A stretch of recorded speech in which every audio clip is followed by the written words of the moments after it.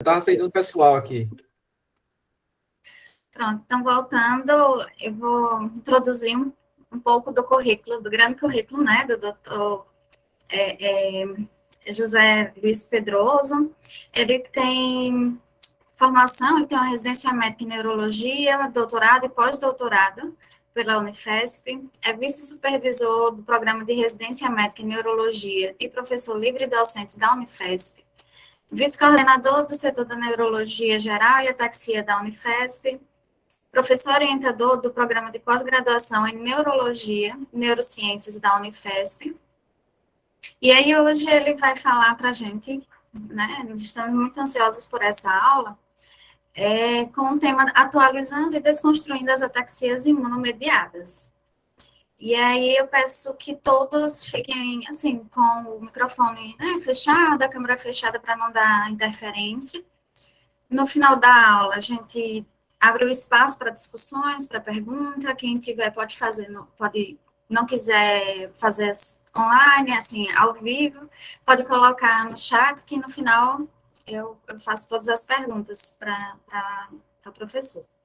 E agora a palavra toda sua. Pode começar quando desligar o meu.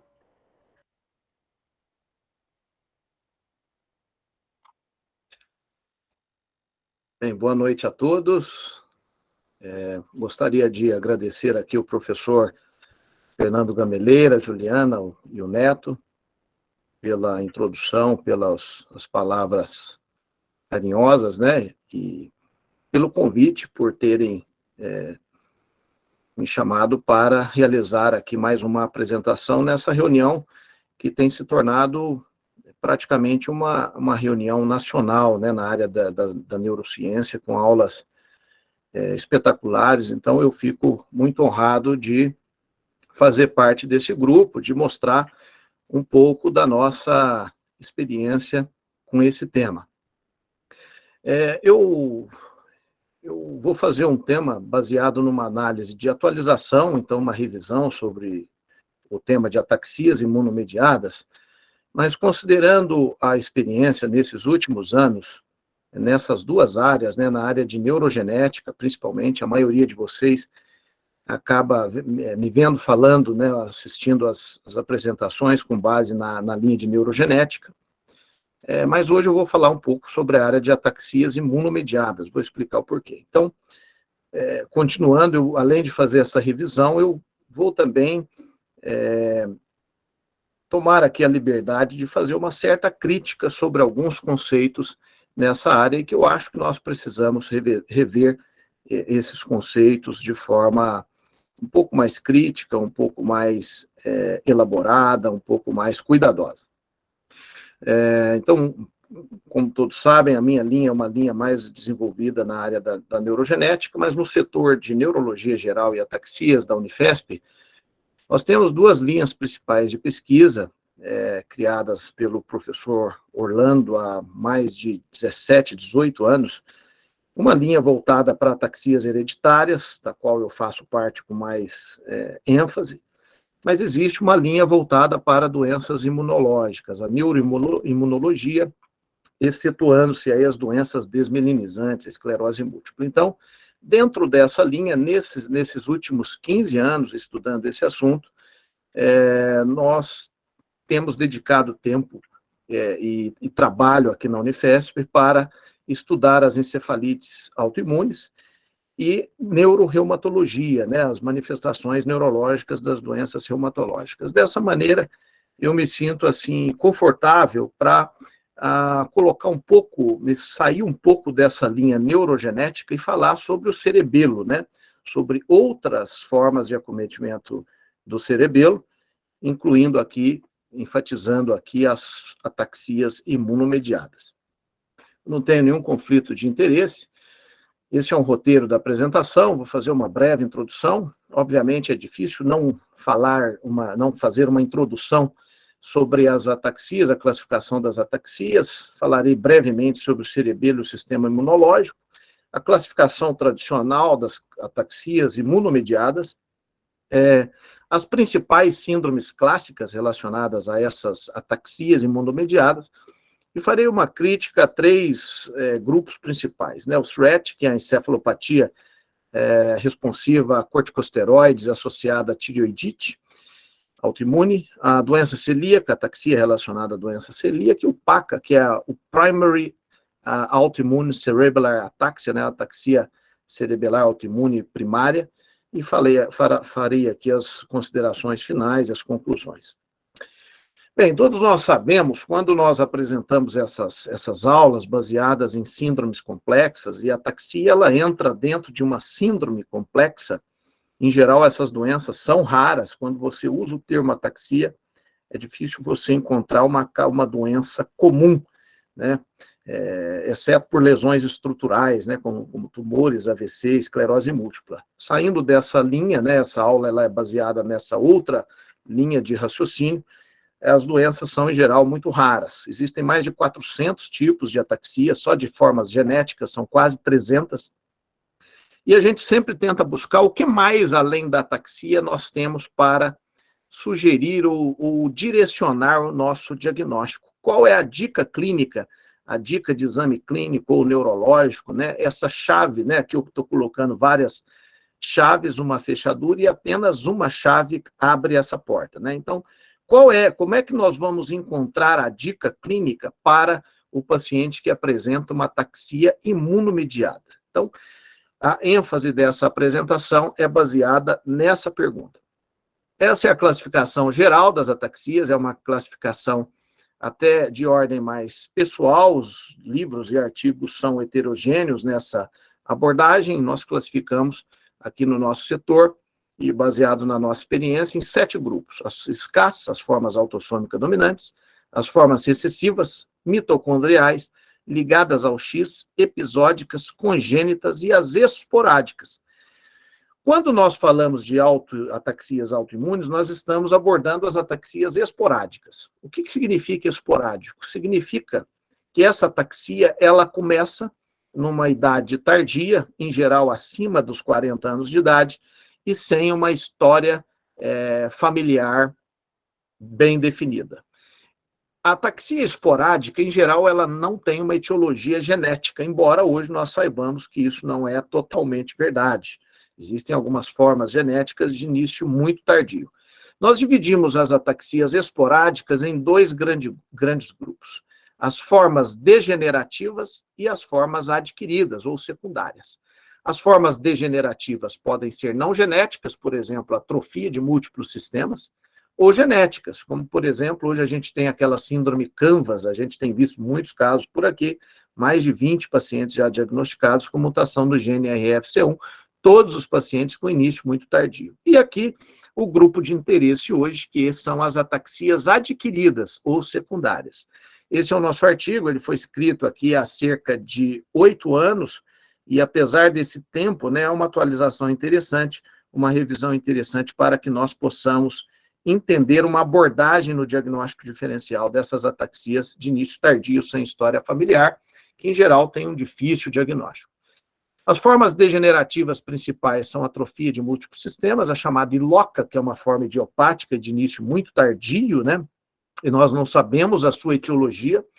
As formas genéticas que têm apresentação tardia sem história familiar, como o Canvas, que eu citei, a pré-mutação do X frágil, doença priônica, e o PAPT, que é a ataxia associada a tremor palatal e a ataxia progressiva e tremor palatal. E aqui, o nosso principal grupo de interesse são as formas secundárias. Nós temos formas tóxicas, como álcool principalmente, deficiência de vitamina, as formas autoimunes, que serão abordadas aqui hoje, as formas paraneoplásicas, as encefalites autoimunes com manifestação cerebelar, doenças infecciosas, siderose superficial e a estiocitose, entre outras, né? Nós vamos abordar hoje esses 2 principais grupos, as formas autoimunes e as síndromes paraneoplásicas. Não deixaria de fora aqui estiocitose, que você pode classificar em 3 grupos, como eu vou mostrar mais para frente. Você falar sobre neurociência sem abordar aspectos históricos é complicado, porque você precisa entender o aspecto histórico da evolução dessas descobertas na área da neuroimunologia. Estava comentando agora há pouco, antes do início da apresentação, com o professor Fernando Gameleira, que duas áreas se destacaram no seu desenvolvimento, na evolução em técnicas de diagnóstico, em aspectos terapêuticos, como, por exemplo, a linha da neurogenética, principalmente com a descoberta de novos genes, terapias gênicas, e dispensa comentários. Nós temos um congresso hoje específico sobre neurogenética, tamanha a sua importância. Mas, em paralelo, e não muito distante, ou muito próximo, né, nós temos a área da neuroimunologia, principalmente a descrição de novos anticorpos relacionados às encefalites autoimunes. A primeira descrição de uma forma atáxica de autoimunidade, ela vem aqui na época de Charcot, na segunda metade do século XIX, o professor Charcot descreveu parcialmente, né, a doença desmielinizante relacionada à esclerose múltipla e os sintomas cerebelares relacionados à esclerose múltipla. Aqui no início do século XX, há cerca de 100 anos, Broward fez a primeira descrição da associação entre uma ataxia paraneoplásica e câncer de ovário, embora naquela ocasião não havia, nesse momento, a descrição imunológica, a fisiopatologia definida ou anticorpo. Até que em 1965 foi descrito o primeiro anticorpo relacionado à encefalite autoimune, que foi o anti-HU. Em 1983, um anti-YO, que era uma forma, esse anti-HU foi relacionado a um quadro de neuropatia, então a forma com anticorpo descrita primeiramente relacionada a uma doença cerebelar, relacionando então anticorpos contra as células de Purkinje do cerebelo, foi o anti-YO, há pouco tempo, 1983, ou seja, não está tão distante da nossa geração. Veja aqui que interessante esse artigo do professor Mitoma, que publica muito sobre ataxias imunomediadas. Antes de 2000, nós tivemos aqui 10 anticorpos descritos, ao passo que nesses últimos anos, cerca de 40 ou mais anticorpos já foram descritos relacionados às encefalites autoimunes e principalmente às ataxias paraneoplásicas, mostrando aqui a tamanha evolução nesse processo de entendimento fisiopatológico e descobrimento, né, descoberta desses anticorpos relacionados às síndromes paraneoplásicas. Esse slide ele tem uma importância muito grande, eu menciono aqui o mesmo artigo sobre ataxias imunomediadas do professor Mitoma. Ele divide aqui, ele mostra que o cerebelo ele pode ser afetado de forma isolada, as fibras, as células de Purkinje, o verme cerebelar, as células granulares do cerebelo, ou as vias cerebelares. Nós sabemos que a ataxia ela pode ser decorrente de lesões de vias cerebelares, pedúnculo cerebelar, vias cerebelares no tronco. O cerebelo tem extensa conexão com os núcleos vestibulares, por exemplo. Então, por exemplo, a síndrome de opsoclonos mioclonos, né, você tem envolvimento ocular, de motricidade ocular. Já em algumas formas, como, por exemplo, em algumas situações, a cerebelite pós-infecciosa, às vezes quadros isolados de envolvimento puro do cerebelo. Nós podemos ter situações de autoimunidade que afetam exclusivamente o cerebelo. Por exemplo, a própria cerebelite autoimune, ou nós podemos ter autoimunidade relacionada a situações sistêmicas, como, por exemplo, desculpa, aqui eu troquei, né, aqui, situações isoladas do cerebelo, como o anti-GAD65, pode cursar com uma ataxia isolada, e situações sistêmicas, como, por exemplo, a doença celíaca, em que você tem uma manifestação, por exemplo, gastrointestinal, sistêmica e também envolvimento do cerebelo, ou seja, um envolvimento não isolado do cerebelo, um envolvimento sistêmico. Então, é um assunto que envolve não apenas o cerebelo, mas um conhecimento de envolvimento sistêmico dessas doenças. Essa é uma forma de classificação das ataxias imunomediadas, existem algumas formas de apresentação dessa classificação, essa foi aquela que eu selecionei como a que eu imaginei baseado nessa nossa experiência de estudo do cerebelo, né? Nós não estudamos apenas genética, né? A gente avalia os pacientes com ataxia e, obviamente, muitos desses pacientes, eles apresentam causas não genéticas, e a nossa obrigação no setor de neurologia geral e ataxias, é continuar essa investigação. Então, nós dividimos em 3 grandes grupos. A autoimunidade que afeta primariamente o cerebelo, a autoimunidade relacionada a outra doença e que também afeta o cerebelo, e a autoimunidade que afeta várias partes do sistema nervoso, né?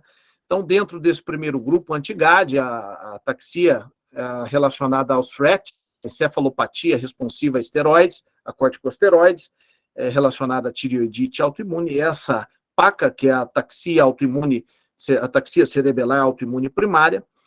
As formas relacionadas a doenças sistêmicas, como a doença celíaca, a cerebelite pós-infecciosa, a síndrome de Miller-Fisher, que afeta, por exemplo, o quadro periférico, né, associado à neuropatia, a síndrome paraneoplásica, que em geral apresenta um quadro mais sistêmico.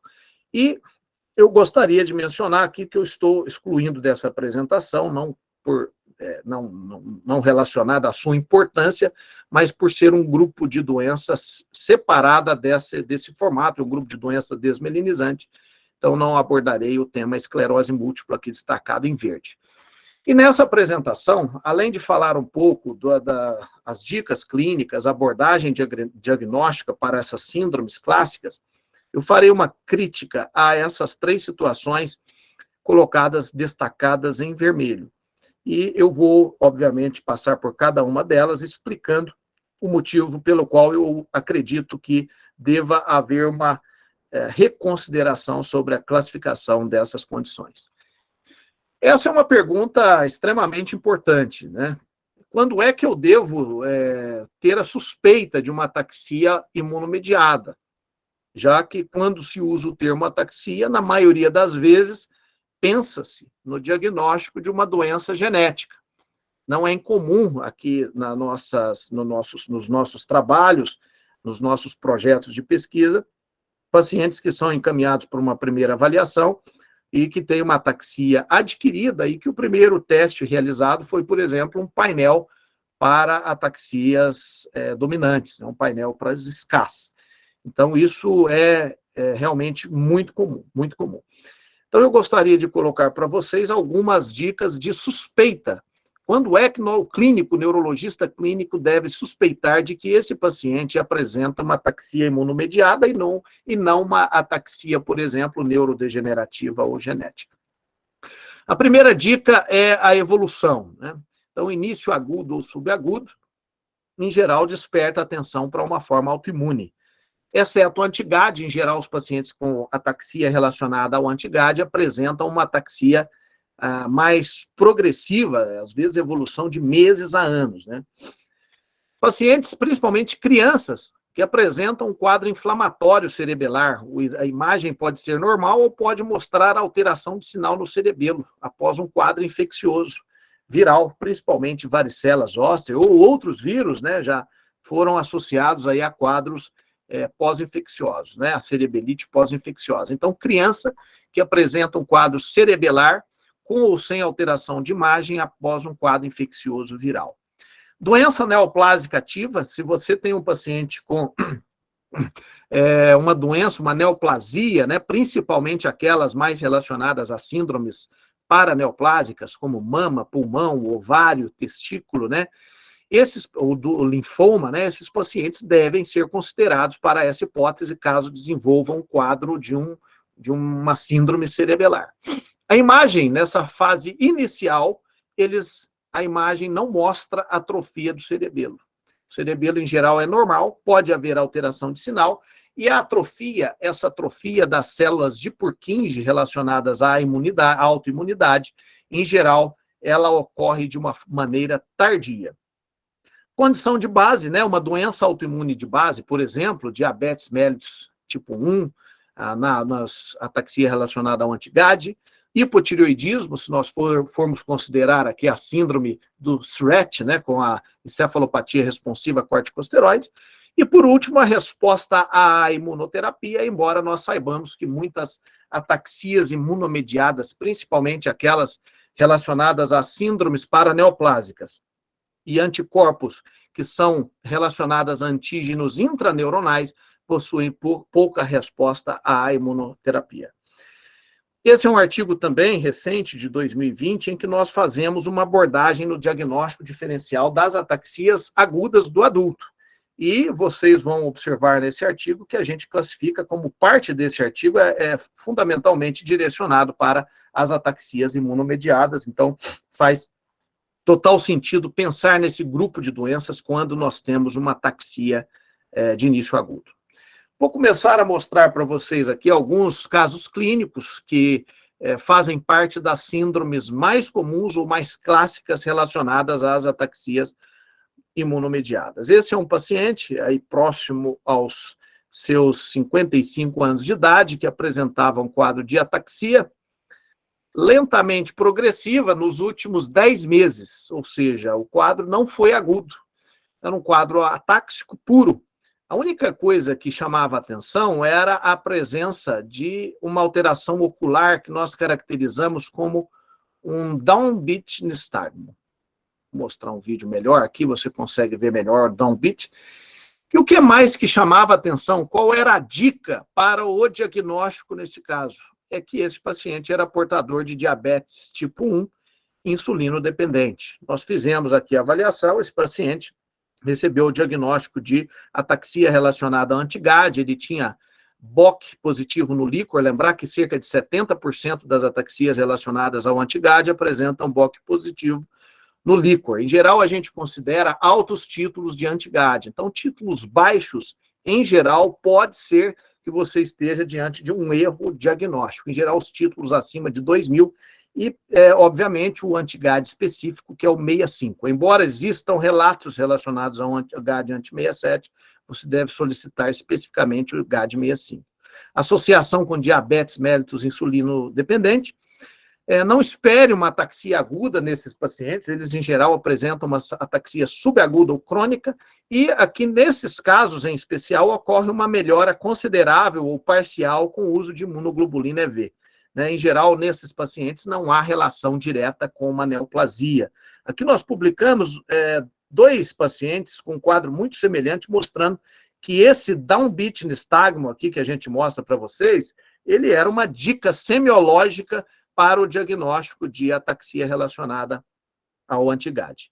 Obviamente, nós devemos lembrar de outras manifestações neurológicas relacionadas ao anti-GAD, não é o objetivo aqui da apresentação, mas é importante aos residentes, pós-graduandos, observarem que as síndromes de Stiff-Person, o PERM, né, que é a encefalopatia progressiva associada à rigidez e mioclonia, que é o PERM, epilepsia, às vezes pura, né, e encefalite límbica também fazem parte dessas manifestações. Esse paciente é um paciente jovem, em torno de 18, 19 anos, que apresentou um quadro de ataxia aguda, em uma evolução cerca de 3, 4 dias, e apresentava essa alteração no exame ocular. Isso é um flutter ocular, né?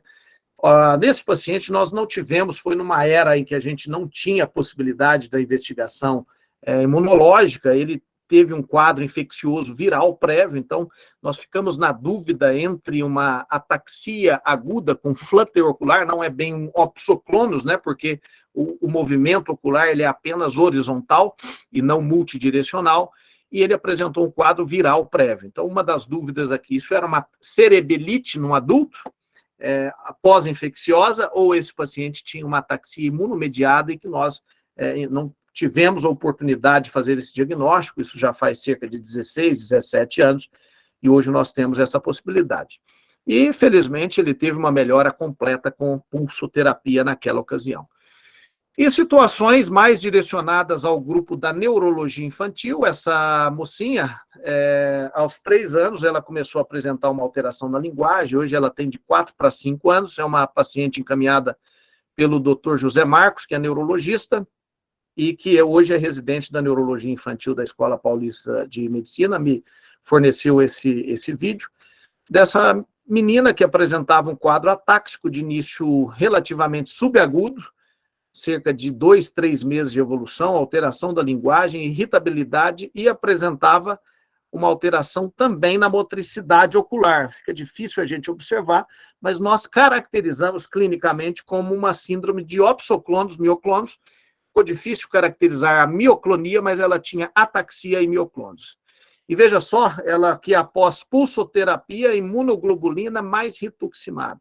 Essa paciente aqui apresentou uma melhora quase completa e foi identificado neuroblastoma. Esses pacientes que apresentam, principalmente crianças, que apresentam uma ataxia aguda associada ou não à mioclonia e opsoclonos devem ser investigados através de imagem do abdômen, né, principalmente, porque esses pacientes podem apresentar o diagnóstico de um neuroblastoma. Ela foi submetida a essa imunoterapia com uma melhora muito importante e também o tratamento da neoplasia. Veja aqui o quadro clássico, né? Embora eu tenha um paciente com essa situação, né, uma criança que tem um quadro de uma ataxia pós-infecciosa, essa imagem aqui é muito interessante porque ela mostra uma alteração de sinal na substância branca cerebelar, inclusive com certo edema, mostrando um fechamento do quarto ventrículo. Essa criança teve um exantema, um quadro febril prévio, 6 anos de idade. E, na sequência, apresentou uma ataxia associada à dor de cabeça. O líquor mostrou aqui uma celularidade alta, de predomínio linfocítico. Isso era uma cerebelite pós-infecciosa. Esse grupo aqui estudou um N muito alto de síndromes de ataxia aguda na infância. Olha que interessante, né? 59% desses casos eram formas de cerebelite pós-infecciosa. Então, certamente é a forma mais comum de ataxia imunomediada na infância, né? Então, quase 2/3 dos casos. Isso é muito importante para vocês. Outras formas, como meningite, encefalite, síndrome de Miller-Fisher, existem formas genéticas que têm ataxia aguda, né?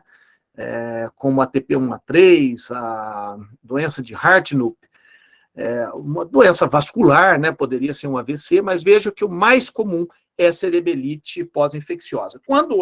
Quais são os 3 pontos-chave, 3 ou 4 pontos-chaves aqui que nós devemos considerar como dicas para o diagnóstico de cerebelite aguda pós-infecciosa? Primeira coisa, criança, né? Mais comum na criança, com infecção viral prévia. Em geral, a imagem é alterada, mas pode vir normal. Lembrar que o risco aqui é um edema, né? Comprimindo o quarto ventrículo, hidrocefalia. O líquor, em geral, mostra pleocitose, e a maioria, 80% desses pacientes, melhora com pulsoterapia, com imunoterapia. Bem, saindo dessas síndromes clássicas, eu mostrei o anti-GAD, mostrei a ataxia relacionada à síndrome de opsoclonos, cerebelite pós-infecciosa. Eu vou entrar, talvez, nos grupos mais importantes da nossa atualidade, que é o grupo das encefalites imunomediadas. E aqui com uma ênfase principal no grupo da degeneração cerebelar paraneoplásica. Nós devemos considerar, isso é muito importante, porque nós temos 3 principais sítios de antígenos relacionados às encefalites autoimunes. Esse antígeno ele pode ser intraneuronal, e aqui estão os principais anticorpos relacionados à ataxia paraneoplásica. Isso tem uma questão terapêutica e etiológica muito importante, porque os tipos de câncer são mais restritos a alguns grupos, como, por exemplo, o anti-HU a pulmão, o anti-YO a câncer ginecológico, mas principalmente a imunoterapia. Os pacientes que apresentam anticorpos relacionados aqui a antígenos intraneuronais apresentam uma resposta menor à imunoterapia, ao passo que os pacientes que apresentam os antígenos de parede celular, né, eles apresentam uma resposta melhor. Lembrar que nós temos também antígenos sinápticos, como, por exemplo, o anti-GAD. Aqui algumas considerações importantes. Em geral, essas formas de ataxia têm início agudo e não há atrofia do cerebelo no início do quadro. Esses pacientes podem apresentar ataxias muito graves, como um caso que vou mostrar para vocês. Ataxia pura é incomum. Quando isso acontecer, você deve lembrar-se principalmente do anti-YO. Essa é uma das formas mais comuns de degeneração cerebelar paraneoplásica com ataxia pura. E você deve investigar câncer de mama e ovário nesses casos. O anti-TR, que é menos comum, relacionado ao linfoma de Hodgkin. Existem muitos casos de ataxia plus, né? Ou seja, trata-se, na verdade, de um envolvimento mais difuso do sistema nervoso, não apenas central, mas também periférico, como, por exemplo, a presença de neuropatia, encefalopatia, perda auditiva associada à ataxia relacionada ao anti-HU, cuja etiologia principal aqui é a neoplasia de pulmão. Os anticorpos, a gente tem uma certa tendência a reduzir os custos, e solicitaram o exame apenas no sangue. É lógico que a gente tem uma margem de acerto grande, mas lembrar que 13% esses anticorpos estão presentes apenas no líquor. Então, lembre-se disso, o ideal é que você teste sangue e líquor. Aqui os mais frequentes, né, o anti-YO, anti-HU, anti-TR, e em quarto lugar o anti-RI, todos como causadores de ataxia relacionada a síndromes paraneoplásicas. Existem, na verdade, 18 anticorpos relacionados à síndrome de degeneração cerebelar paraneoplásica, e lembre-se, apenas 60% dos pacientes com degeneração cerebelar paraneoplásica possuem anticorpos positivos, ou seja, existem muitos pacientes que vocês vão testar e o anticorpo será negativo, por vários motivos. Às vezes você não conseguiu encontrar esse anticorpo já conhecido, ou podem ser anticorpos ainda desconhecidos para nós e que serão descritos futuramente. Essa é uma tabela extremamente importante, porque ela mostra a caracterização das ataxias relacionadas às encefalites autoimunes. Eles dividem em formas clássicas relacionadas à etiologia das ataxias imunomediadas, há outro grupo aqui sugestivo de quadro cerebelar paraneoplásico, e aqui quando a ataxia é apenas parte de uma encefalopatia mais difusa e situações mais raramente descritas. Aqui nós temos que lembrar fundamentalmente desses dois anticorpos já citados, o anti-YO e o anti-HU. Bem, eu vou mostrar alguns casos para vocês. Essa paciente que apresentava aqui em torno de 65 anos, ela teve uma ataxia quase que fulminante, uma evolução. Eu tenho poucos vídeos, porque aqui, na verdade, em um mês, essa paciente estava na cadeira de rodas. Inclusive, ela faleceu, tamanha a gravidade desse quadro cerebelar. Então, em um mês, uma evolução rápida e grave, sem resposta à imunoterapia, apresentava aqui um hipersinal no verme cerebelar, lembrar que a atrofia em geral é ausente nesses casos, e que a gente pode ver aqui um hipersinal em alguns pacientes, mostrando um processo inflamatório cerebelar. Ela tinha um anticorpo positivo contra o anti-YO, relacionado a um câncer de mama, e essa paciente faleceu. Veja esse outro caso, aqui saindo da ataxia pura, né, relacionada ao anti-YO, uma ataxia um pouco mais complexa, ela tinha uma ganglionopatia. Você veja aqui um quadro claramente de alteração da propriocepção. Aqui o ex-aluno do professor Fernando Gameleira, que nos orgulha muito, doutor Flávio, um expert em neurooftalmologia, grande entendedor das ataxias também.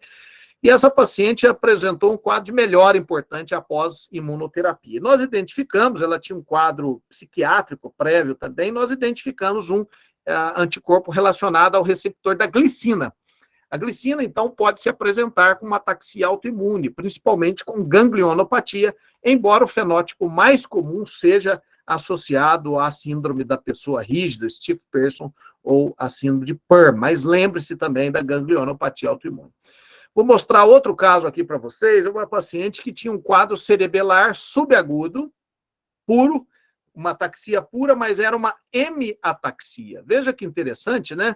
Quantas vezes vocês veem hemiataxia sem que isso seja uma lesão estrutural, do tipo um AVC, tumor, esclerose múltipla? É raro, muito raro. E quando você exclui essas causas, AVC, lesão estrutural compressiva, vocês precisam pensar em ataxia imunomediada.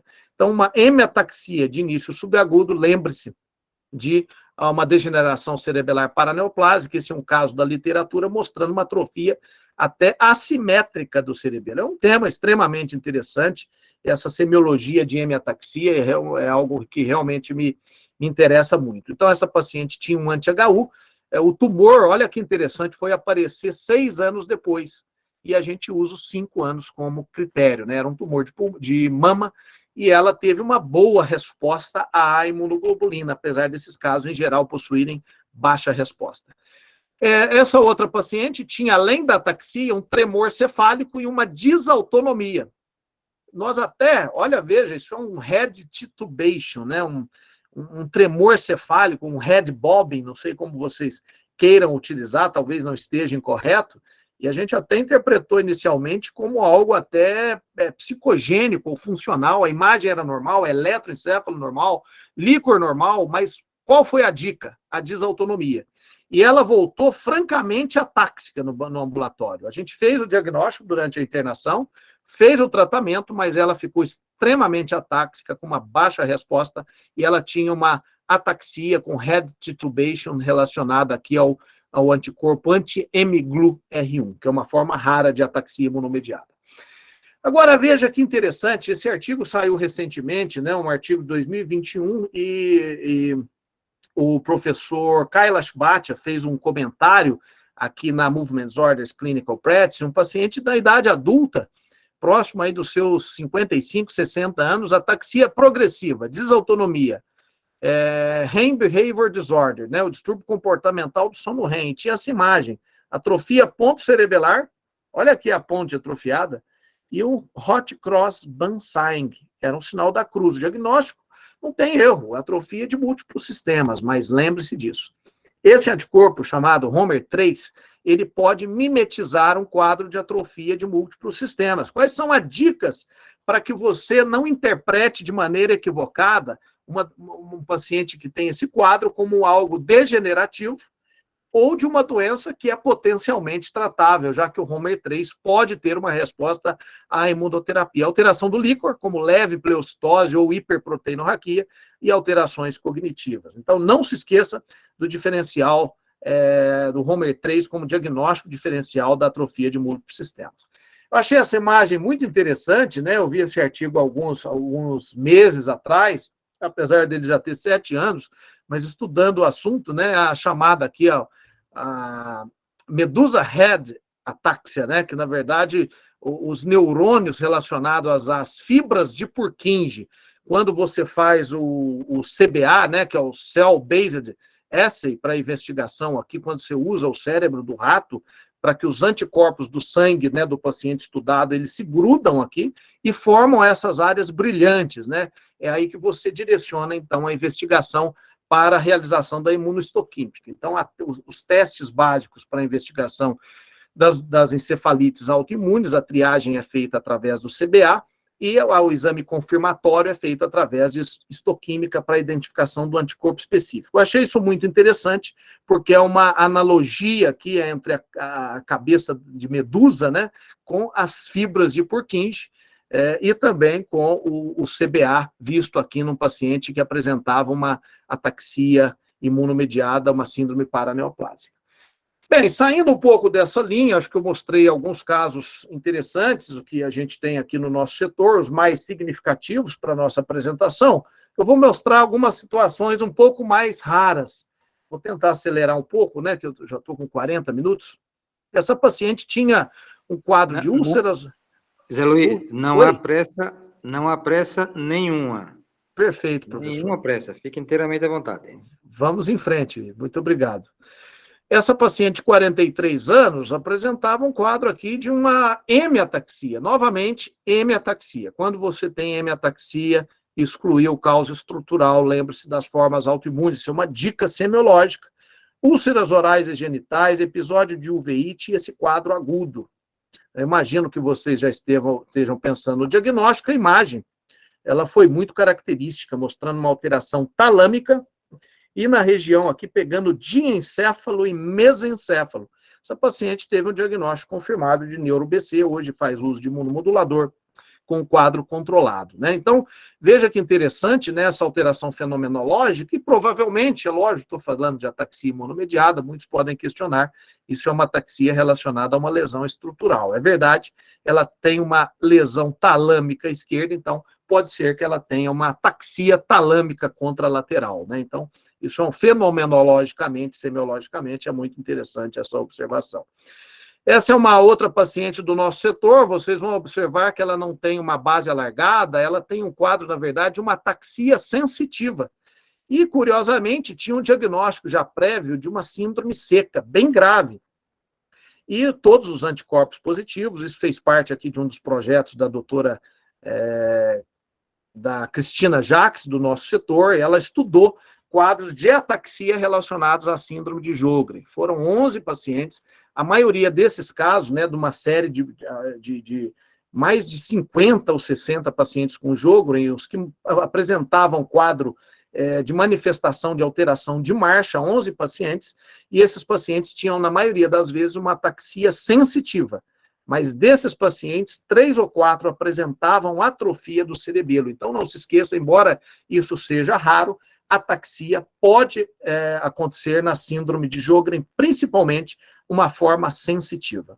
Esse é um outro caso extremamente interessante, visto já há bastante tempo, né, aqui há 11 anos, né, uma criança que apresentou um quadro progressivo, 3 anos de evolução, com uma ataxia mais liberação piramidal. A única coisa estranha do caso eram diabetes insípidos, ele tinha poliúria associado à hipernatremia, ninguém entendeu por que esse doente tinha esse quadro. E nós fomos ver a imagem, ele era exatamente essa, né? Essa é uma imagem clássica, nós publicamos isso no Neurology como uma forma de apresentação, nós chamamos essa síndrome de histiocitose cerebelar. Então, lembre-se, a histiocitose você pode classificá-la em 3 grupos de doenças. Você pode considerar uma doença neoplásica, uma doença autoimune, porque você tem um contexto inflamatório e o tratamento é com imunoterápicos, e também uma doença genética, já que alguns casos estão relacionados ao gene BRAF. Quais são as dicas aqui? Principalmente a imagem. Essa imagem é quase que difícil falar patognomônica, né? Mas essas lesões irregulares, bilaterais, pegando substância cerebelar branca cerebelar profunda, núcleo denteado, ponte e pedúnculo de forma assimétrica e bilateral é muito sugestivo. E nesse contexto de diabetes insípidos, por envolvimento hipofisário, ele é muito sugestivo desse diagnóstico, foi confirmado por biópsia. Esse paciente é um caso também muito interessante, porque ele apresentava uma ataxia sensitiva, né? Veja que ele tem uma alteração da marcha, mas o que chama atenção, né? Ele tinha alteração da sensibilidade profunda. Olha só esse movimento nos membros superiores, como é interessante, né? Um movimento meio que lento, distal. Então, isso era uma pseudoatetose, ele tinha uma ganglionopatia. Quando é que nós devemos... Isso é importante, porque quando você tem uma ataxia cerebelar progressiva, é menos provável que isso se trate de uma forma imunomediada, embora seja possível. Mas uma ganglionopatia, até que se prove o contrário, você tem que investigar causas autoimunes. Quais são a dica semiológica aqui para você pensar em forma... uma ataxia sensitiva e não cerebelar, principalmente a ausência de nistagmo e de disartria e outros sinais, né, sinais de alteração da sensibilidade profunda. E não se esqueça aqui, eu acho esse vídeo extremamente ilustrativo, instrutivo, né, que é essa pseudotetose mostrada aqui, que isso é um achado muito clássico da ganglionopatia, né. Então, esse paciente ele teve uma melhora parcial com a imunoglobulina. Quando nós temos uma ataxia sensitiva por ganglionopatia, lembre-se de investigar essas doenças. Doença celíaca, síndrome de Sjögren, formas genéticas relacionadas ao gene RFC1, paraneoplasia, principalmente anti-HU, e o anticorpo anti-ACHR gangliônico, embora muitas formas estejam ou sejam indeterminadas. Muito bem, nós vamos chegando aqui num ponto relativamente crítico crítico no sentido literal dessa apresentação, porque eu gostaria de tomar a liberdade de falar um pouco sobre, de uma forma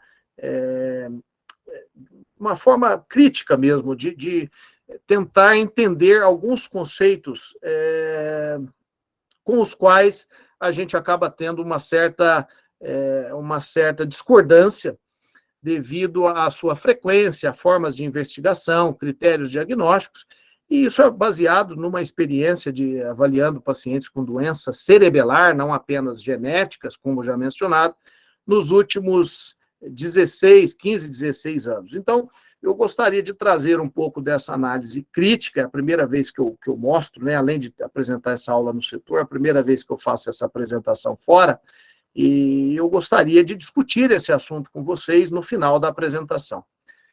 Eu não estou aqui para fazer críticas destrutivas, né, às síndromes que nós já conhecemos na literatura, nós estudamos em livros, em artigos científicos, mas eu confesso que, eventualmente, nós devemos tomar certo cuidado e ou interpretar com certa cautela tudo aquilo que nós lemos, né? Não é porque está publicado que você deve interpretar como uma verdade absoluta, e, obviamente, existem críticas em vários trabalhos de inúmeras naturezas, né? E o termo destruir, sim, seria arruinar, demolir, fazer desaparecer, esse não é o objetivo. Desconstruir é um termo em que a gente faz uma crítica construtiva, né? De tentar entender alguns aspectos conceituais e tentar restabelecer ou talvez modular um pouco esse conhecimento baseado na nossa experiência e baseado também em nossos trabalhos científicos, que são discordantes de alguns trabalhos já publicados. Então, por esse motivo, baseado na nossa experiência, baseado nos nossos trabalhos científicos e na nossa casuística, eu gostaria de mostrar essas 3 apresentações para vocês. Para quem não conhece esse livro, o Professor Charcot, um livro espetacular, né? E parece que nós estamos indo contra, né, a ideia do livro, e não é isso, tá bom? Vou mostrar para vocês que não é isso. Nós temos essas 3 doenças, as quais eu vou abordar nos próximos slides: a ataxia relacionada à doença celíaca, a ataxia relacionada à encefalopatia responsiva a corticosteroides e tireoidite autoimune, e a ataxia cerebelar autoimune primária. Se você for no PubMed, clicar o seguinte termo, Deconstructing Neurology, você vai encontrar várias doenças que recebem muitas críticas sobre a construção da sua teoria, sobre as definições, até sobre a sua frequência, fenomenologia, aspectos semiológicos. Isso não é diferente aqui. O próprio professor Albert Speer já publicou vários artigos, deu uma aula no Congresso Paulista de Neurologia e no Congresso Brasileiro também sobre parkinsonismo vascular, hidrocefalia de pressão normal, tentando desconstruir alguns conceitos errados sobre essas questões, baseados nos seus estudos próprios, né, com a grande experiência que ele possui, assim como a síndrome de Farr, o professor Kailash Bhatia, mostrando alguns aspectos que estariam conceitualmente errados. Então, eu vou mostrar para vocês alguns pontos da literatura que foram publicados recentemente em boas revistas, né? Por exemplo, esse artigo publicado no Journal of Neurology, Neurosurgery and Psychiatry, na JNNP, possui um fator de impacto aí de quase 10, né? E esse grupo publicou um artigo mostrando que a frequência de ataxia relacionada à doença celíaca é 25% nos pacientes com ataxia indeterminada, ou seja, 20% tinha história familiar, não foram considerados.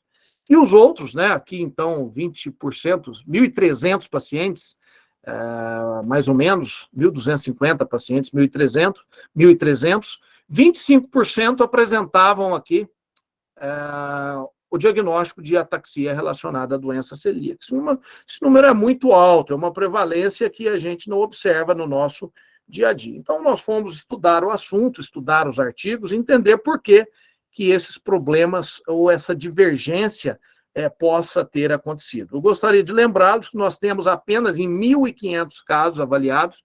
Se eu for contar a clínica privada, eu gostaria de estender esse número para quase 2.000 pacientes com ataxia cerebelar de diferentes etiologias, na nossa experiência, avaliados, e apenas um caso que nós afirmamos categoricamente que ele possui o diagnóstico de ataxia por doença celíaca, ou seja, uma doença extremamente rara. Então, quais são os problemas, né? A questão metodológica, né? Todos os pacientes tinham ataxia progressiva nessa apresentação. E os critérios para realizar exame genético nesses pacientes foi presença de história familiar ou idade menor do que 20 anos. Isso não pode acontecer, porque nós sabemos que muitas doenças genéticas, muitas ataxias genéticas, elas possuem início a partir dos 30 anos, são formas tardias, o próprio CIN1, ARSAX, o RFC1, algumas escassas com mutação de ponto. Então, é impossível você elaborar esse tipo de metodologia, excluindo as ataxias de início tardio como não sendo de origem genética. Então, os problemas são ataxia progressiva, presença de anticorpo como marcador, ou seja, ataxia mais um anticorpo era considerado um critério diagnóstico para ataxia relacionada à doença celíaca. E outro, esses pacientes não tiveram exclusão de outras causas como doenças genéticas através do sequenciamento do exoma, né? Então, outra questão envolvida é que nós temos técnicas diferentes para a realização desses anticorpos, né? Nós não sabemos a frequência ou prevalência dos anticorpos relacionados à antigliadina, endomísio e transglutaminase. O transglutaminase parece ser o mais sensível para a enteropatia relacionada aqui à doença celíaca, e nós temos, então, divergência de técnicas e divergência de metodologia, né? Então, esses pacientes foram considerados aí com ataxia relacionada à doença celíaca, baseado na ataxia indeterminada e presença do anticorpo. Até que esse estudo aqui, na verdade, anterior a esse outro, o grupo alemão, que fez um estudo mais, uma metodologia mais rigorosa, né, ele fez o diagnóstico de doença celíaca baseada na investigação intestinal. Então, com biópsia intestinal, biópsia de duodeno, um estudo extenso clinicamente, eletrofisiologia, neurofisiologia, radiologia, laboratorial, e desses 104 pacientes sem etiologia definida, excluindo as causas genéticas, eles encontraram aqui os anticorpos presentes em 11%. Mas eles encontraram apenas 2 pacientes com o diagnóstico, de fato, anatomopatológico com doença celíaca, ou seja, a frequência aqui foi de 2% para as ataxias indeterminadas. Nós escrevemos essa letter, né, para o questionamento aqui sobre talvez uma diferença, né, não que esteja errado, né, não estou criticando o achado, embora eu esteja criticando a metodologia, que foi diferente, é diferente da nossa, até escrito aqui pelo Dr. Alex Meira, né, que está acompanhando a nossa reunião, em conjunto com o professor Teve, professor Marcondes, professor Orlando, baseado na nossa experiência de todos os grupos de ataxia aqui, ou quase todos, né, 3 grupos de ataxia aqui do Brasil, apenas 2 casos de ataxia relacionados à doença celíaca. Quais os problemas?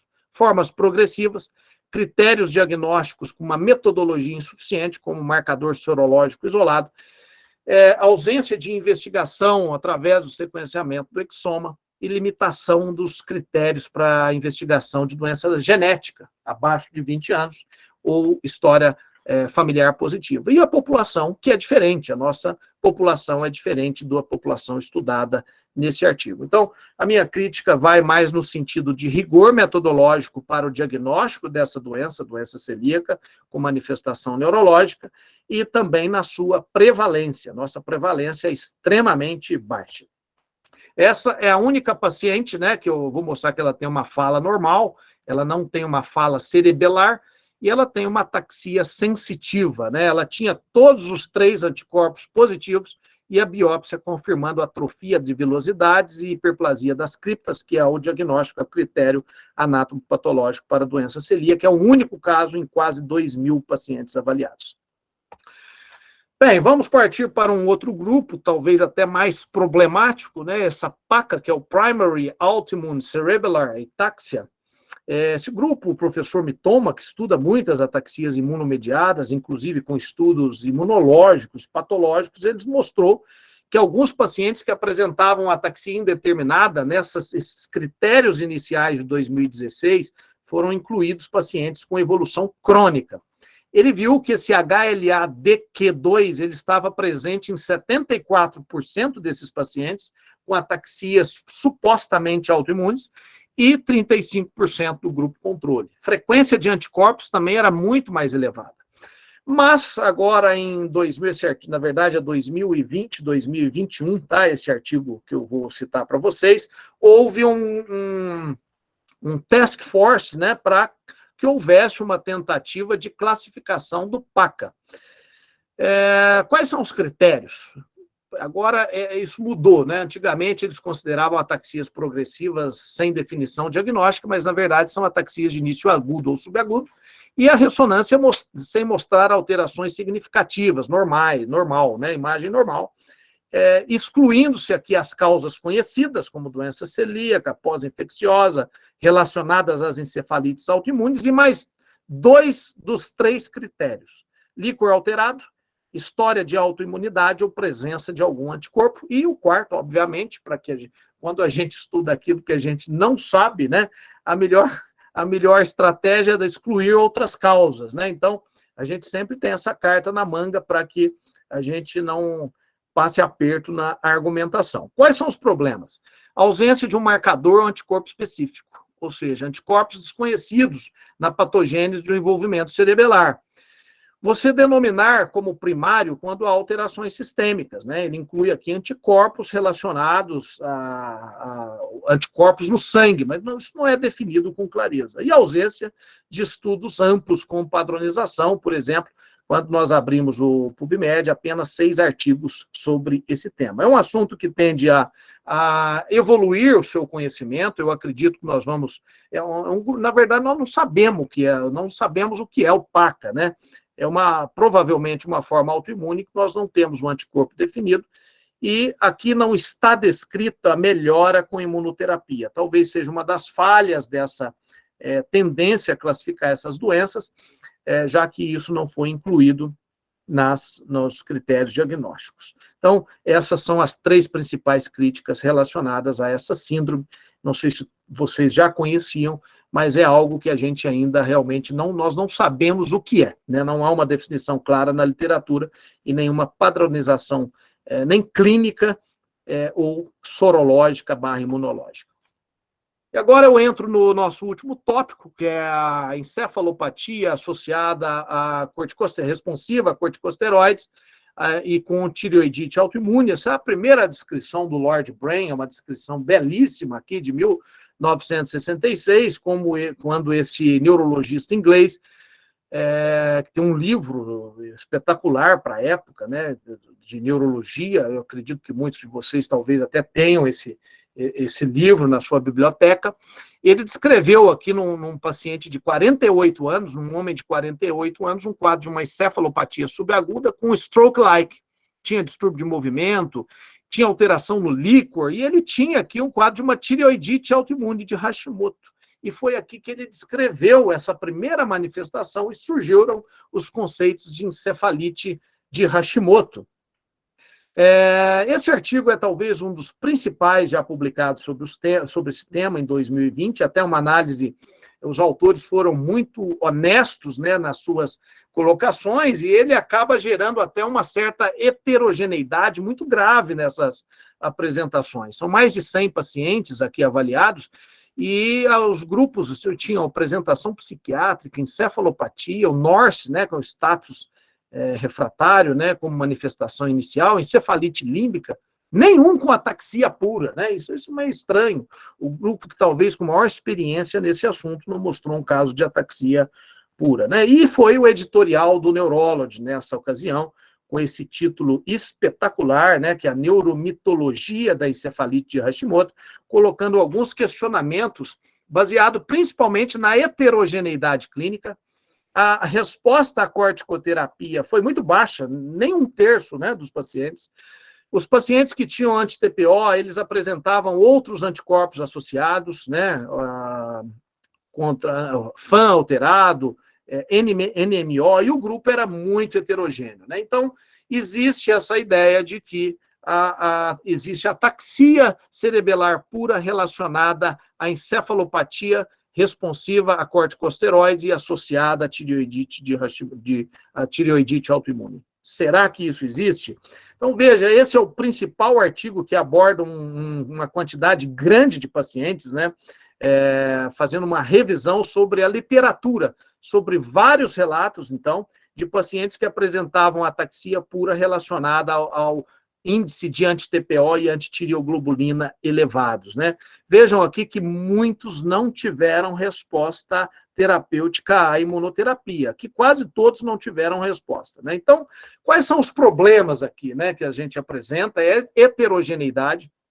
Os artigos originais principais falharam em mostrar, através do estudo como esse do Neurology, nas formas de ataxia pura, e nós temos alguns problemas, como é o caso que eu vou mostrar para vocês, e o autor conclui o seguinte, que talvez seja muito melhor você ter um teste falso positivo, um anticorpo falso positivo, anti-TPO, anti-tireoglobulina, num paciente com uma ataxia progressiva e que você não sabe a etiologia, você pulsa esse paciente, do que você deixar passar essa síndrome e interpretá-la como uma ataxia degenerativa e deixar de tratá-lo. Será que essa crítica, ela realmente é real? Vamos ver. Essa é uma moça de 45 anos que teve um quadro de uma ataxia pura, iniciada há 4 anos, piora progressiva e antecedente de hipotireoidismo descompensado, quadro uma tireoidite clara de Hashimoto. Sem história familiar, ressonância com uma levíssima atrofia cerebelar, teste para todas aqui as SCAs, Friedreich, tudo negativo. Mas tinha um anti-TPO de tireoglobulina muito elevados, acima de 1000. E a interpretação naquela ocasião, essa é uma paciente lá do nosso setor, e agora? Isso é uma encefalite, é uma encefalopatia responsiva a corticosteroides e tireoidite autoimune com ataxia pura? Nós decidimos pulsar essa paciente por 2 meses. Não melhorou, ela quase morreu, ficou internada na UTI por mais de uma semana com uma sepse de foco urinário. Então, aquela frase do final da conclusão do artigo, ela realmente não se sobrepõe, ela não se encaixa com essa nossa avaliação, até que com o projeto atual, o sequenciamento dos exomas aqui pela FAPESP, nós conseguimos fazer o sequenciamento de muitos pacientes com ataxia indeterminada, nós confirmamos através de análise dos pais também, e confirmamos que ela tem uma mutação, uma variante patogênica na SCA28, essa variante, inclusive, foi incluída no ClinVar e ela é hoje reconhecida como uma variante patogênica diagnóstica, uma SCA28, e jamais fora uma encefalite relacionada à tireoidite autoimune. Então, aqui é para mostrar para vocês a nossa experiência e mostrar que a ataxia imunomediada é uma condição rara. É uma condição rara, você deve suspeitar quando você tem essas dicas, mas veja a quantidade de pacientes aqui. Nós temos 10 casos de ataxia paraneoplásica, 3 casos de anti-GAD. Agora, acho que tem um pouco mais. Esse slide é de final aí de 2021. Acredito que nós tenhamos aqui uns 5 ou 6 casos de anti-GAD. 1 caso de ataxia por doença celíaca. Esse suposto caso de ataxia relacionada a tireoidite Hashimoto, que já está fora. 5 casos de histiocytose, 4 casos de ataxia com Sjögren, 3 formas de ganglionopatia autoimune e 1 caso de opsoclondros. Eu acho que tem mais um caso relacionado a um anticorpo relacionado à glicina, né?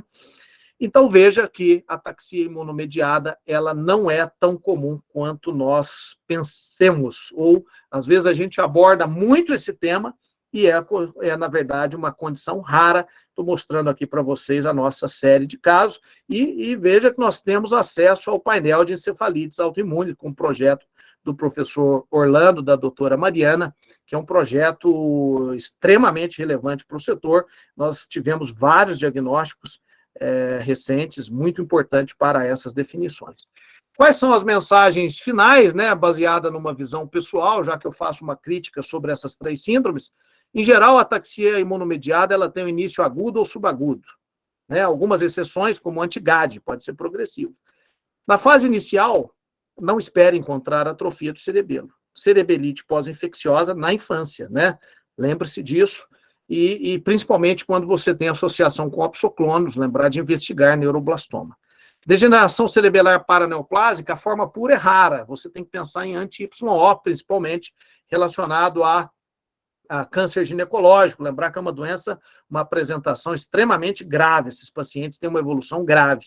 As outras formas, em geral, são associadas a uma síndrome mais ampla, uma encefalopatia difusa.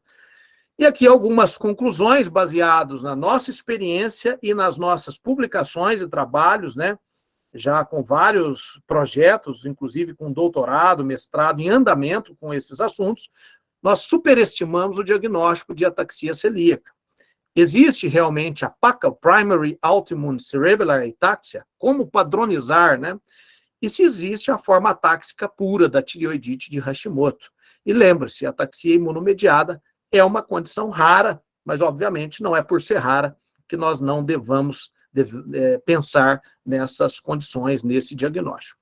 Aqui, mais uma vez, agradeço ao nosso grupo, né, um grupo dos pós-graduandos aqui da Escola Paulista de Medicina, em especial aqui o professor Orlando Barsottini, que criou os 2 setores há cerca de 18 anos, né, 17, 18 anos, nessas 2 linhas de genética e autoimunidade, e aqui a Mariana, né, que tem feito os projetos com encefalite autoimune, e aqui o Fabiano, que tem feito os projetos com neuroreumatologia, em especial em lúpus. Muito obrigado pela atenção e fico ansioso para responder aí algumas perguntas, uns temas de complexidade em termos de interpretação, de conceitos, né, divergência metodológica e divergência na prevalência, e gostaria de ouvir também de vocês o que vocês acham sobre esse assunto, e experiência também de terem visto algum caso com essas condições. Muito obrigado pelo convite e fico aberto para as perguntas.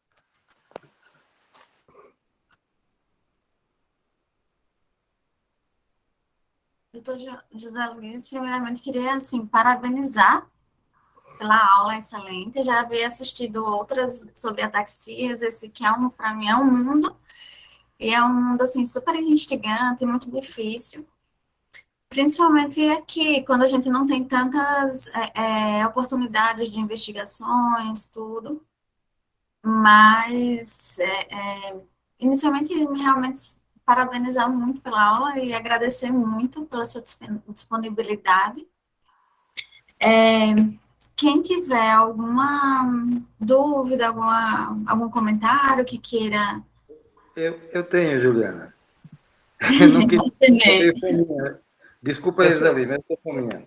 Essa é uma aula complexa, né? Ela precisa da discussão, porque ela envolve críticas metodológicas de prevalência de doença, interpretação, né? E alguns conceitos que vêm. A aula dispensa comentários, eu não vou perder tempo com isso, porque todo mundo viu que foi excelente, formidável. Eu tenho algumas pequenas dúvidas, Orlando. Quando a gente baseia o diagnóstico de doença celíaca somente nos casos em que tiver uma alteração histopatológica muito evidente, talvez a gente não possa perder alguns casos que ainda não tenham essa alteração, e nesse sentido, mas eu concordo com você, eu concordo que é um exagero, estou falando de advogado do diabo. Mas aí vem a segunda questão, que é uma questão que está muito na moda. Hoje se preconiza dieta livre de glúten, inclusive para as pessoas que não têm nenhuma evidência de doença celíaca, como se isso fosse uma coisa boa para a saúde. Nesses casos em que a pessoa não tem a doença celíaca confirmada, você tem alguma experiência com algum resultado positivo ou não da dieta livre de glúten na ataxia?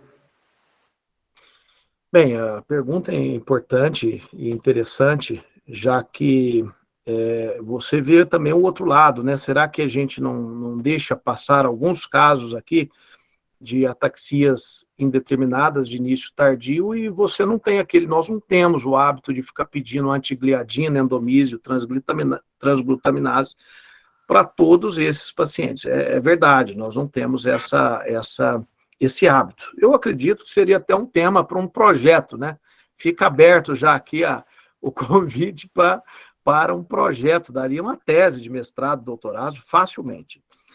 E eu não tenho experiência para reportar isso para você, né, sobre resposta terapêutica com a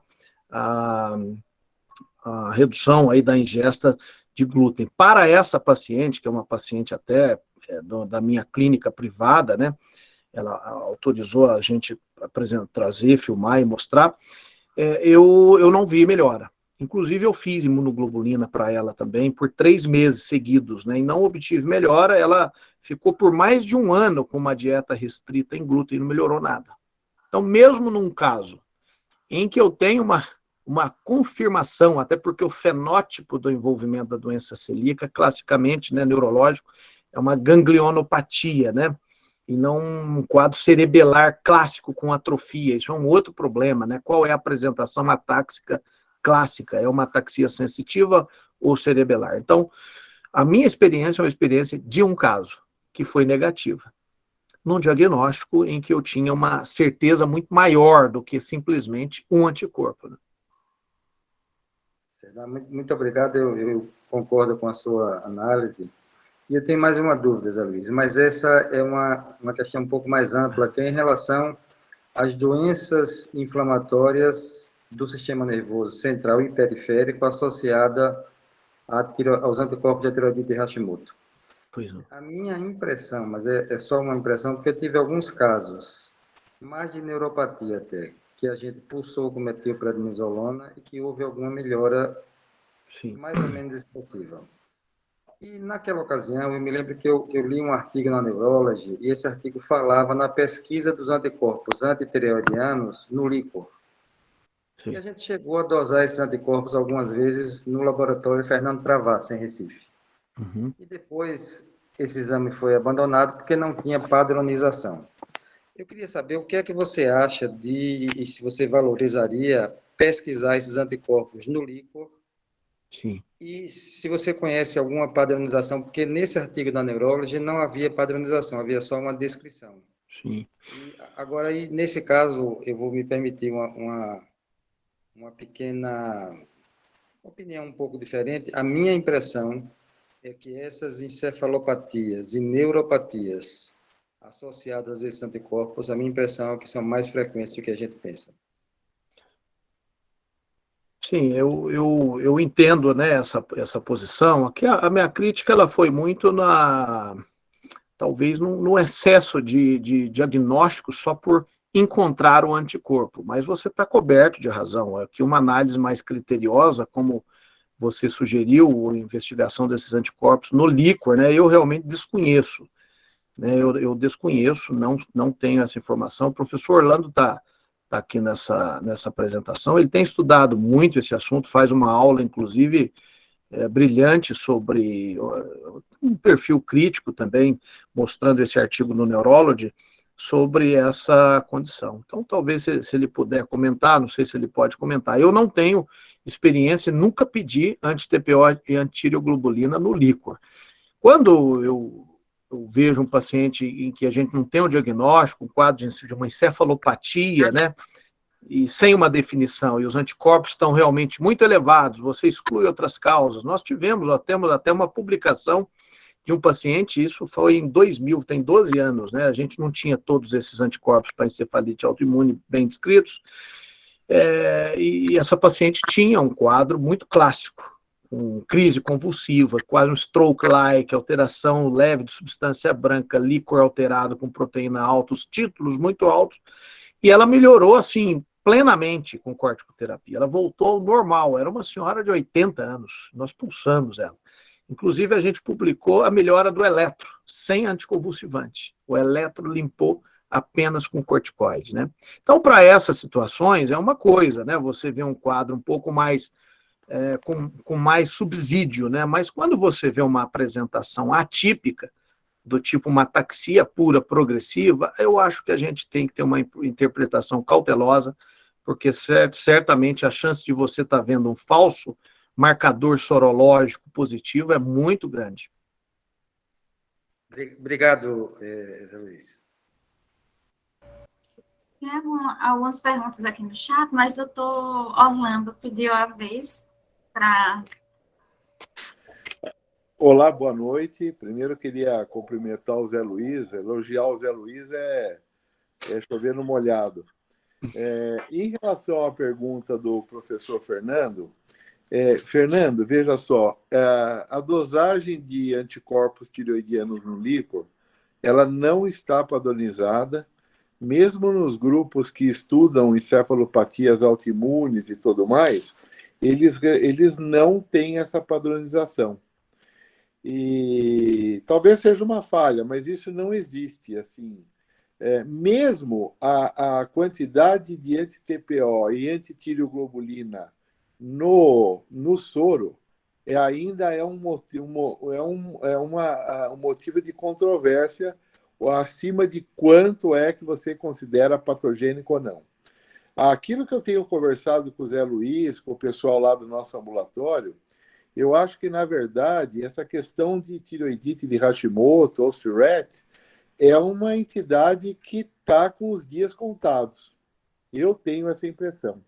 E uma coisa que tem que ficar claro também, né, doutor Fernando, para os mais jovens, o Zé Luiz também já comentou isso, é que existe uma concomitância de vários anticorpos. Então, é possível que você ache uma antitransglutaminase, você acha um FAM positivo, você acha um RO positivo, o que é que está causando essa doença? Então, a gente tem que ser muito, Zé Luiz também chamou atenção nisso, a gente é bem de acordo tomar muito cuidado, porque às vezes, num quadro neurológico que você não saiba a etiologia, o perigo está em se achar um anticorpo e se atribuir a esse anticorpo uma patogenicidade que talvez ele não tenha. Lembrando só aqui para o grupo, né, Zé? A gente conversou isso esses dias. O próprio anti-GAD não se tem certeza se ele é patogênico ou não. Porque ele tem uma. Então, a gente tem que ser bastante cuidadoso. E só para finalizar aqui o meu comentário, lembrar, principalmente aos mais jovens, que existe uma concomitância de quadros autoimunes. Quer dizer, não é que eu tenho uma doença. Você pode ter várias doenças autoimunes. Um exemplo claro, assim, muito simples, que os mais jovens vão lembrar, é a aquaporina com comitância com Sjögren, com lúpus, com artrite reumatoide, e você tem que descobrir qual é a doença responsável pelaquela manifestação, né, Zé Luiz? Perfeito, acho que os comentários... Isso. A gente tem que ser muito crítico e muito Exato. criterioso para o diagnóstico. Obrigado, gente. Parabéns. Obrigado pelos comentários. Obrigado. Helena. As suas aulas aí estão cada vez melhores. Parabéns para vocês aí pela iniciativa, viu? Obrigado. Obrigado, Orlando. Obrigado pelo comentário. Aproveitando, eu tenho só uma dúvida. Já foi falado que o anti-GAD, né, muitas vezes não é o patogênico. Nós tivemos aqui um caso de uma paciente que fizemos uma investigação, ela tinha uma ataxia cerebelar pura, e aí o único anticorpo que veio positivo foi o anti-GAD. A gente não fez, eu não me lembro agora se a gente dosou especificamente o anti-GAD 65, e aí responde pouco a imunoglobulina. Nesses casos, a gente tem um limite, a gente faz uma imunoglobulina 3 meses para ver se tem uma resposta ou não. Perfeito, Juliana. É uma ótima pergunta, até porque, fazendo uma autocrítica da minha aula, né, eu vi que muitas perguntas foram na linha de tratamento, né? Isso quase não abordei, né? Falei especificamente de uma ou outra, mas talvez caiba um slide, né, para a próxima vez, sobre aspectos terapêuticos, né? Colocar uma planilha. E para o anti-GAD, especificamente, para você fazer esse diagnóstico, não basta você ter um anticorpo e uma ataxia. Primeiramente, eu mostrei lá no nosso slide, isso é um conjunto de fatores, né? Os pacientes costumam ter um diabetes tipo 1 insulino dependente, o BOC positivo no líquor, por incrível que pareça, ele é um bom marcador, porque 70% dos pacientes com ataxia relacionada a anti-GAD apresentam BOC positivo, então ele é um bom marcador. Outra questão, só o tipo que você falou, é o 65, né? Quando às vezes a gente pede, vem GAD geral, mas o mais comum é o 65. E a questão que você colocou sobre tratamento. Em geral, a gente faz vários ciclos, até porque esses pacientes já apresentam algum grau de atrofia cerebelar, já tem atrofia das células de Purkinje. Então, eu, em geral, faço vários ciclos. Dá para dizer quantos? Não. É difícil você colocar um número, mas eu acredito que pelo menos 3 a 6 ciclos de imunoglobulina, né? Você pensando mensalmente, eu acho que isso é importante, porque a recuperação ou melhora, em geral, ela também é muito lenta, porque você já teve atrofia cerebelar, o quadro é mais progressivo, né? Então, e outro detalhe importante, os títulos altos, né? Você tem que considerar títulos elevados, em geral, acima de 2.000. Então, é um conjunto, né? Você não pode limitar a ataxia relacionada ao anti-GAD só por uma ataxia que você não sabe a etiologia, mais um anti-GAD positivo. Não é assim. É verdade. Aproveitando agora, fazendo as perguntas aqui que o pessoal fez. Primeiro, o Vitor, ele parabenizou, né? Muita gente parabenizando pela aula. E aí ele pergunta se nos casos imunomediados que não respondem à pulsoterapia, imunoglobulina, se os pacientes tendem a responder sintomaticamente à buspirona. Sim. Olha, eu não vejo, não. Eu nem prescrevo, na verdade, viu, Vitor, buspirona para essas situações aí, quando você tem um quadro bem definido, né, dessas formas que eu mostrei para você, nós São doenças raras, né? Nós temos alguns casos, e esses pacientes nós nunca prescrevemos buspirona, não.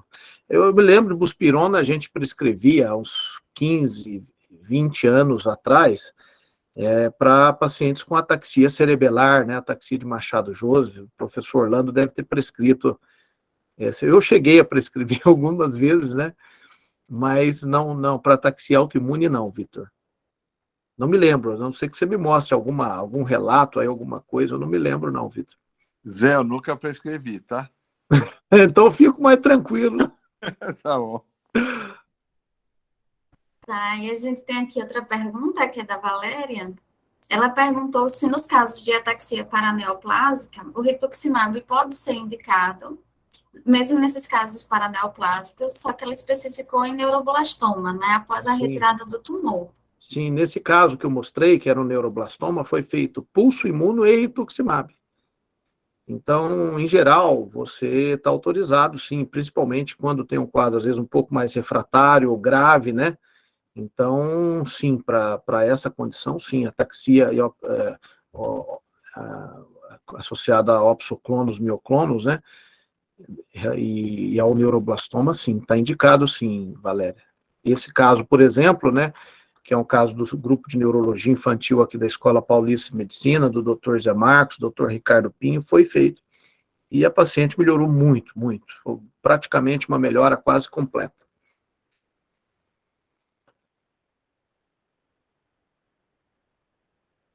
Acho que o seu microfone está mutado. Está desligado, Juliana. Falando da outra pergunta que tem aqui, que sobre se precisa repetir os ciclos de metilpred ou imunoglobulina, eu acho que já... Eu disse que sim, né? É importante mencionar, eu mostrei o grupo de ataxias paraneoplásicas, as síndromes paraneoplásicas, degeneração cerebelar paraneoplásica. Em geral, elas estão relacionadas a antígenos intraneuronais, por exemplo, anti-HU, anti-YO, anti-RI, anti-TR, mGlu-R1, esses pacientes, eles têm uma resposta muito baixa à imunoterapia. Independente se você faz pulso imuno, até rituximab, nós tivemos um caso aqui, acho que o professor Orlando teve uma paciente dele que ele fez de tudo também, acho que pulso imuno, repetiu mensalmente, fez rituximab, olha, o prognóstico é muito ruim, a ataxia em geral é muito grave, principalmente a esse anticorpo relacionado ao YO. É uma ataxia pura, mas em geral uma ataxia muito grave e com baixa resposta à imunoterapia. Isso é típico das encefalites relacionadas aos antígenos intraneuronais, diferentemente das encefalites relacionadas aos antígenos de superfície. Só mais uma dúvida. Na aula, você mostrou um caso de uma hemataxia, né, pura, subaguda, relacionada ao anticorpo anti-HU. Sim. Comentando com o pessoal da residência aqui, eles estão com um caso na enfermaria de uma jovem de 22 anos que apresentou um quadro de hemataxia, que teve um déficit motor, mas recuperou completamente. E aí, na ressonância, apareceu tinha uma hipersinal com edema, sugerindo uma cerebelite, né, pós-infecciosa. Ela não teve nenhum pródromo. Tem algum caso relacionado? É muito raro, né? É uma situação muito rara. A primeira coisa, você tem que excluir causa vascular, causa pós-infecciosa, como você falou, uma cerebelite pós-infecciosa, vascular, que eu já comentei, lesão estrutural. Então, você excluiu tudo isso, aí sim, eu acredito que você esteja autorizada a pensar, ainda mais se tiver algum contexto, né? Por exemplo, uma neoplasia. Mas é uma situação rara. Eu e o professor Orlando, às vezes, temos até uma certa discordância nessa fenomenologia de hemiataxia. É bem comum, mas acontece. Nós temos aí, mostrei para você um caso, né, do nosso setor. O outro era uma doença de BC, tinha lesão estrutural, e nós temos um outro caso, que ele vai se lembrar, que tinha um anti-GAD em altos títulos. E eu achava que era uma ataxia relacionada, uma hemiataxia associada ao anti-GAD.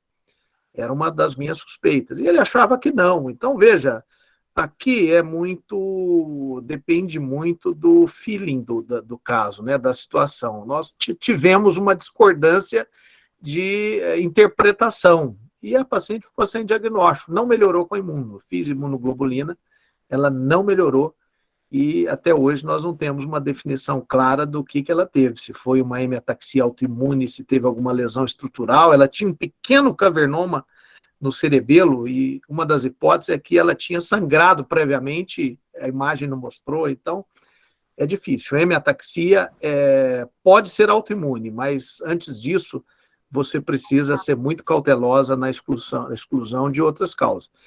Ou seja, excluiu, eu não acho errado você partir para uma investigação, um painel, por exemplo, para a investigação de encefalites autoimunes, não acho errado. José Luiz, eu tenho uma sugestão, viu, Juliana? É que você documente bem esse caso de forma sucinta, porque não adianta mandar um livro para o José Luiz, vai mandar objetivamente os dados para ele poder dar uma opinião mais abalizada, né, José Luiz? Isso, manda para a gente, manda para mim, para o professor Orlando. Nós... com 25 páginas, porque se colocar isso aí é uma crueldade. Não, vai ser bem sucinto. E contando que os casos paraneoplásicos, muitas vezes os pacientes têm sintomas e o tumor aparece após 5 anos, né? Mas, assim, ela é muito jovem, está no início ainda da investigação, coletado líquido, mas não está tão interessante. Eu tenho mais só uma dúvida em relação a esse assunto, não ao caso em si, porque eu nem conheço, mas existe alguma relação fisiopatológica entre esse tipo de situação das hemataxias imunomediadas com a encefalite de Rasmussen? É uma boa pergunta, nunca parei para pensar nesse assunto, né? Mas essas formas, em geral, são benignas, sabe, doutor Fernando? São situações, assim, em que o paciente acaba ficando com um quadro estático, sem progressão, né? Pelo menos os 3 ou 4 casos que eu tive a oportunidade de ver, aqui eu me lembro de um outro paciente antigo que eu tive também, ficou com um quadro sequelar estático. Rasmussen tem uma evolução mais progressiva, mais difusa, né? Eu sei que você está tentando fazer uma correlação fisiopatológica com topografias diferentes, né? Como diria Galeno, né? O pequeno cérebro, né? Que é o cerebelo, né? E eu acredito que não, se bem que Rasmussen tem aí a relação com um marcador imunológico que é o hemiglu-R5, se não me engano, né? Hemiglu-R5. Mas eu acredito que não.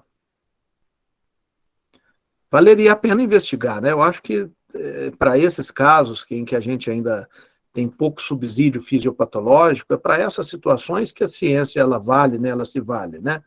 Então, são casos que eu acho que vale a pena, sim, investigar, fazer o painel para encefalites autoimunes, sim. Eu estou vendo que o Alex está por aqui, viu, doutor Fernando? Ele participou do trabalho lá que nós fizemos, a Letter no cerebelo, e questionando um pouquinho a frequência, a prevalência da ataxia relacionada à doença celíaca. Alex, você quer fazer algum comentário? Não sei se você está podendo falar. Sim, só não tem muito o que falar depois de você, né? Então, esse assunto é um assunto bem difícil de abordar, né? Primeiramente, porque a quantidade de anticorpos cresce a cada dia. Então, a gente nunca vai ter um painel completo, vai ficar sempre numa eterna dúvida. Já é difícil ter acesso aos painéis de anticorpos. E ainda por cima eles crescem dia após dia e complica ainda mais, né? E eu concordo plenamente com as observações que você fez, né? A questão da doença celíaca aí, o professor Fernando falou, né? Não é necessário. Na verdade, os grupos que falam nessa ataxia por doença celíaca, eles falam que a maioria dos pacientes não tem a doença, a enteropatia. Então, eles não têm alterações na biópsia e vão ter a ataxia, como se fossem um marcador para 2 doenças que não se sobrepõem, e o que deixa uma dúvida ainda maior. E aí cai naquilo que o professor Orlando falou, né? A quantidade de marcadores positivos no sangue que não significam absolutamente nada, né? Você ter pacientes que estão com uma manifestação e você encontra uma alteração, né? é como a gente fala daquelas pseudociências, né? Os caras saem pedindo uns metais pesados no sangue para falar besteira para o paciente adora ouvir, né? E aí, no final das contas, eles prescrevem um monte de vitamina que vai sair na urina. Então, a gente fica pensando um pouquinho por esse lado. A doença, a ataxia pelo glúten, é basicamente alguns poucos grupos no mundo inteiro publicando, né? O professor Rádio Vassiliou, basicamente é o que mais publica, e mais alguns outros poucos. Ninguém mais encontra tantos casos quanto eles, 25% de casos, né? Perfeitamente. E a PACA, o que eu teria para falar ela vai ser uma coisa difícil, porque, na verdade, ela não aparenta ser uma doença, mas um grupo de doenças, né? Então, os grupos que ainda não estão dentro de um anticorpo específico estão lá, tudo misturado com esse nome de PACA. Então, assim, nunca vai existir padronização para PACA, né? Porque é um grupo extremamente heterogêneo, de aqueles que nós não achamos o diagnóstico, digamos assim. Então, essa daí é um termo que provavelmente irá desaparecer também, com certeza. Perfeito, Mas Alex. excelente aula, Zé. Parabéns. Obrigado. Vocês me perdoem, eu fiquei com o nome aqui do meu filho, tá? É porque eu estou no computador dele para poder usar o fundo da Escola Paulista de Medicina aqui. Acabei me confundindo aqui. Mas sou eu mesmo, viu? Professor Henrico. Juliana, mais alguma consideração? Alguém não? Não, eu só tenho a agradecer pela oportunidade. Foi uma honra mesmo, né, gente? Eu me encontro muito pelos congressos, assim, nas palestras. Mas sem fazer tietagem com o Zé Luiz. Imagina, gente. Para mim, eu que faço com vocês aqui. Prazer estar aqui nessa reunião. Não, eu só tenho a agradecer mesmo a oportunidade. Não sei se alguém tem mais alguma dúvida, mas caso não tenha, acho que a gente pode encerrar. Zé Luiz, e antes de encerrar, eu queria dizer uma coisa. Você é nosso amigo de verdade. E contaremos com professor. você em outras oportunidades. Você, o Orlando, todo o grupo da Unifesp. Somos sócios. Obrigado. Somos sócios da reunião. Isso é o que eu tenho a dizer. E da minha parte, uma boa noite a todos. Eu vou dormir muito feliz hoje, porque eu confesso a você que eu já tinha uma grande expectativa, mas a aula superou em muito essa expectativa. Obrigado, professor. Obrigado, Juliana. Obrigado, Neto. E aos presentes. Foi um grande prazer. Boa noite a todos. Boa noite, boa noite.